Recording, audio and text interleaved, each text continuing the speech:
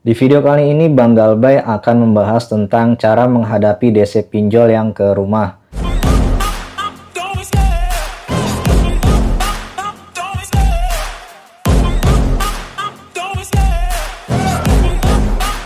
Assalamualaikum warahmatullahi wabarakatuh. Kembali lagi di channel Galbay Santai Official, channel yang memberikan informasi, edukasi, serta solusi tentang dunia perpinjolan. Semoga kalian semua Sobat Galbay dimanapun berada yang menyaksikan channel ini bisa bertambah kuat mentalnya dan selalu diberikan kesehatan dan dicukupkan rizkinya ya. Amin. Di video kali ini Bang Galbay akan membahas tentang cara menghadapi DC pinjol yang ke rumah. Sebelum lanjut, buat kalian yang belum subscribe, silakan subscribe, komen, dan like agar Bang Galbay akan semakin semangat memberikan edukasi dan solusi tentang dunia perpinjolan kepada kalian semua yang saat ini sedang mengalami mental down dan stres berlebih. Dan juga buat kalian semua yang pengen sharing, berbagi, silakan tulis di kolom komentar. Banyak orang yang menanyakan solusi tentang bagaimana cara menghadapi DC lapangan. Semua orang yang Galbay saya yakin yang ditakutkan bukanlah slik OJK ataupun BI checking, melainkan kedatangan DC lapangan. Dalam pikiran orang yang gagal bayar, mindset kalian dan psikis kalian pasti saya menjamin membayangkan hal menakutkan ketika didatangi oleh DC lapangan. Tapi tenang, di sini Bang Galbay akan memberikan solusi untuk semua Sobat Galbay dimanapun berada. Kita membahas si DC ini dulu. Memang pekerjaan DC ini adalah sebuah pekerjaan yang bisa dibilang sebuah pekerjaan yang dipandang negatif oleh kebanyakan orang. Makanya mungkin alasan itu juga mengapa ketika DC lapangan datang ke rumah, hampir 70% menutupi wajahnya dengan masker ataupun lainnya. Intinya tidak terlihat full wajah DC tersebut. Selain tekanan dari pimpinan DC untuk mencapai target setiap bulannya, sehingga si DC tersebut dengan berbagai cara dalam menagih debitur yang gagal bayar, walaupun banyak sekali DC-DC lapangan yang melanggar SOP peraturan OJK. Buat kalian semua, simak cara menghadapi DC yang akan Bang Galbay jelaskan.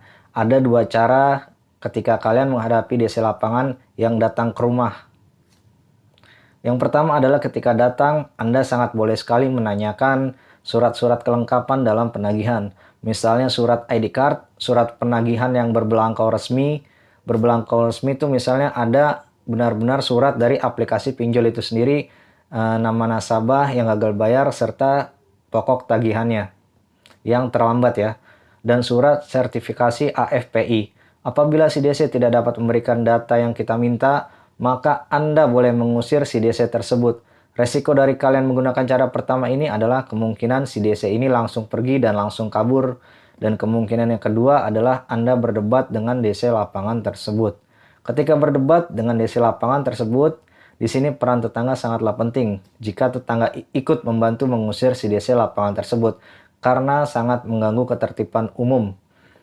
Tapi ketika tetangga Anda hanya menonton Anda yang sedang berdebat, otomatis hal ini sangat menguntungkan si DC. Karena si DC tersebut semakin besar kepala karena tetangga Anda tidak peduli dengan Anda dan hanya bisa melihat saja. Artinya tetangga itu hanya melihat Anda yang sedang berdebat dengan DC lapangan tersebut.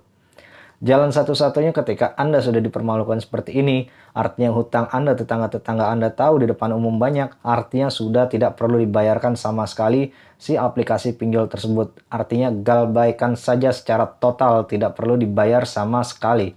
Cara yang kedua adalah dengan mempersilahkan DC masuk dan berkomunikasi baik-baik dan mencari solusi antara Anda dengan DC tersebut. Ketika Anda sudah berkomunikasi dan mencari solusi, mintalah solusi yang sangat meringankan Anda sebagai debitur yang gagal bayar. Anda meminta si DC tersebut menghilangkan denda dan bunganya, sehingga Anda yang mempunyai niat membayar hanya membayar pokoknya saja, tanpa harus membayar denda dan bunganya.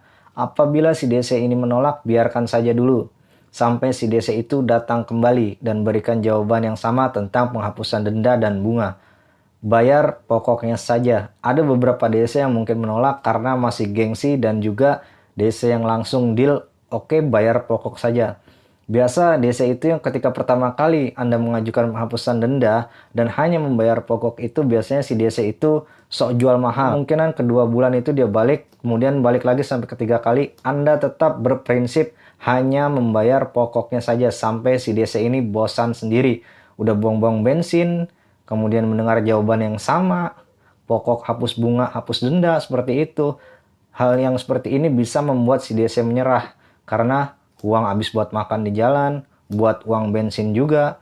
Akhirnya dia menyetujui hanya membayar pokoknya saja. Terima kasih, itu saja sedikit info yang Bang Galbay berikan. Semoga bisa menambah informasi untuk kalian. Sobat Galbay dimanapun berada, Bang Galbay pamit undur diri. Sampai jumpa di video selanjutnya. Wassalamualaikum warahmatullahi wabarakatuh.